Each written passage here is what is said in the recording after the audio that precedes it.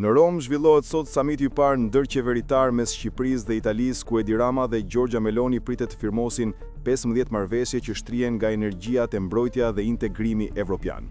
Takimi vjen mes polemikave për projektin e qendrave të emigrantëve në Shëngjin e Gjadër, që në Itali janë kritikuar për kosto të larta dhe rezultate minimale. Megjithatë, samiti shihet si përpjekje për të riafirmuar aleancën strategjike mes Tiranës dhe Romës dhe për të forcuar rolin e tyre në rajon.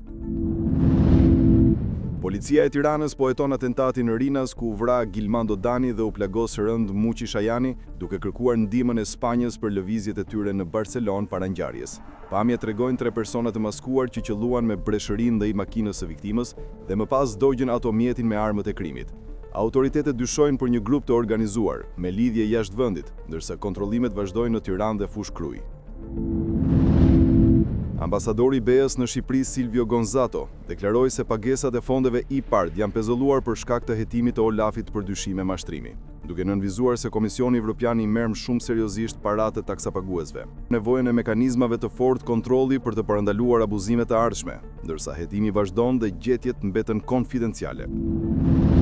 Seanca gjyqësore ndaj ish-ministrit të Shëndetësisë Ilir Beqaj në dosjen e sterilizimit u shty për 27 nëntor për shkak të mungesës avokatëve mbrojtës.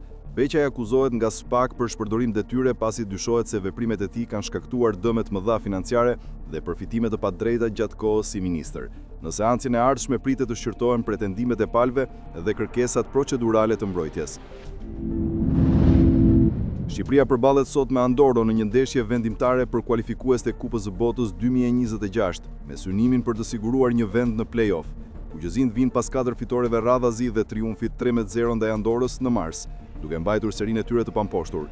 Andora në mungesa dhe pezullime të rëndësishme synon të shmang humbjen e thellë, ndërsa Shqipëria, pa marrash kumbullën, mbështetet te liderat e saj si Elsejt Hysaj dhe Rej Manaj për të vijuar rrugën drejt ëndrrës për botëror.